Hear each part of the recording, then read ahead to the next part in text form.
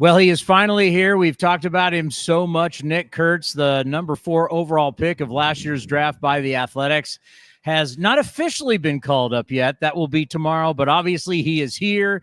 He is going to make his debut tomorrow. Amazing. How are you feeling right now? Good. I'm excited. A little anxious, but I think it's just the waiting that's getting me a little bit, but I'm excited for tomorrow for sure. Were you a little shocked about how early it was when you got that call from Fran Riordan about your coming up to the big leagues? I don't know if shock's the right word. I mean, I knew it could happen. I've been playing well in AAA, but I didn't know the timing of it all was a little bit. I was like, I just couldn't believe it. I was like, yeah. Oh my God, it actually happened. Like it's here. Kind of woke you up and you're like, is this a dream? Yeah. Talk about the story. Yeah, no, like I was up that morning, but then I kind of was like dozing off back to sleep and stuff. Then I hear my phone buzzing. It's Fran. I'm like, okay, that's weird on an off day for him to be calling me. And then answer, he tells me I'm going up. I'm just like, I was speechless. I was like, really? I was like, no way. Like, let's go. I'm excited. And now we sit here, kind of a little odd, is that you will not be able to be in the dugout today. You're going to watch from the clubhouse. We're doing all this. You're going to make your debut. How hard is it going to be sitting there watching, knowing that tomorrow is when you'll finally make your debut? Yeah, it's definitely going to be tough.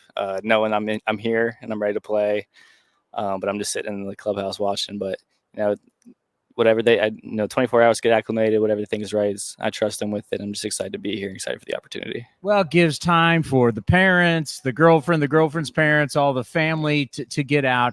Talk about what that was like, making that call to your parents, because you know all the sacrifices. You know everything that they did for you to help you to get to this point. What was that phone call like? Yeah, I mean, when Fran told me, I didn't really get, too emotional about it. I didn't really have a response. But then when calling my mom and my dad, that's when it really hit me. It was like, wow, everything I've done, I finally got here. It's really awesome for me to tell them that. Yeah, most people don't get a chance to really live out their dreams. Yeah. Tomorrow, you're getting that opportunity. I know you still have to do it, but something to think about. Have you thought about that since you've arrived, that it's finally happened for me? I've wanted this my entire life. Yeah, I mean, I was on the flight here this morning. I was like, wow, like it's real. Like I'm going there. I'm on the way. It's everything I've ever worked for. So now the next goal is just to stay here. Do what I can to help the team win. Stay here as long as possible. So who's the phone call after the parents? After the parents, I actually called a college coach. He was a big person in my life to get me to this point. Matthew Wessinger. So I called him. I called the girlfriend. Called the brothers, sisters, and then kind of just went from there. Then there was a little bit of downtime. Then it got announced, obviously, and then it was like a whole bombardment of text messages and phone calls and stuff like that.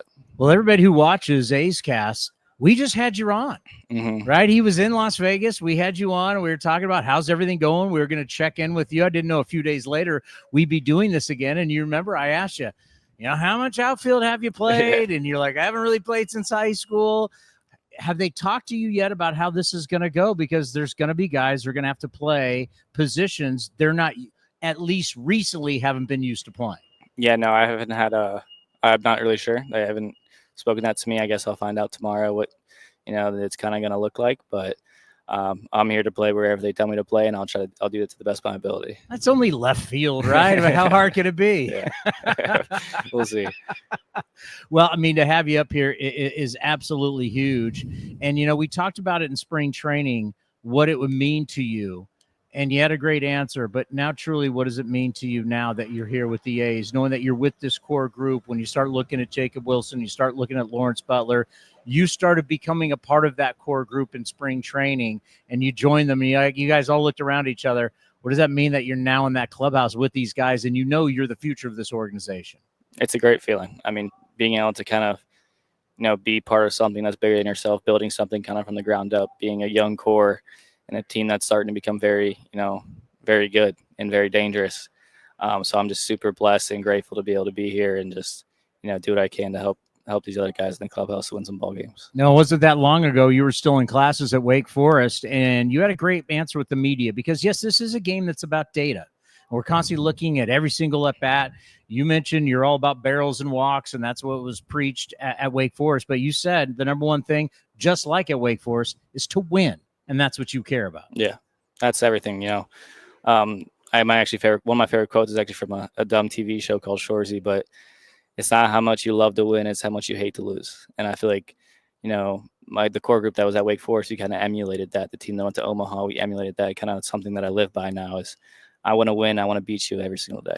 Because when you've tasted it, you can't get enough of it. Exactly. And you did that at Wake Forest. Yeah.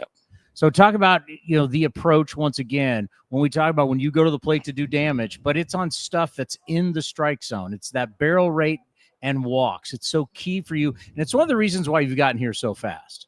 Yeah. I mean, I think that's the best way to help, and how do you score runs? You get people get on base, and then you got to have guys who hit them in.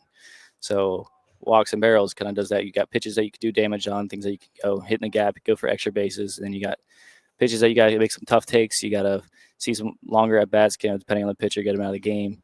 That's kind of things that I've kind of worked on my entire life, is being able to do both of those to have, to my best ability. How do you think you're going to sleep tonight? Horribly. Horribly. I didn't sleep great last night. I can't imagine what tonight's going to be. Oh, but you know what? It's going to be special. The start of something really special and the start of a special career, and we can't wait to cover it. Have you on all the time here on A's Cast Live. We joked around. It wasn't going to take long. It's a little bit faster than we thought, but congratulations on everything. Congratulations to you, your family. And remember, enjoy it. Yep. The journey. I always got some people don't enjoy it. Yes, it's a big thing. There's a lot of pressure. A lot of people are talking about you, but enjoy it because you've worked really hard to get here. You finally got here. Always enjoy the moment because this is going to be one of the best times you've ever had in your life. Absolutely. Thank you. Go and get them tomorrow. I will. Nick Kurtz right here on A's Cast.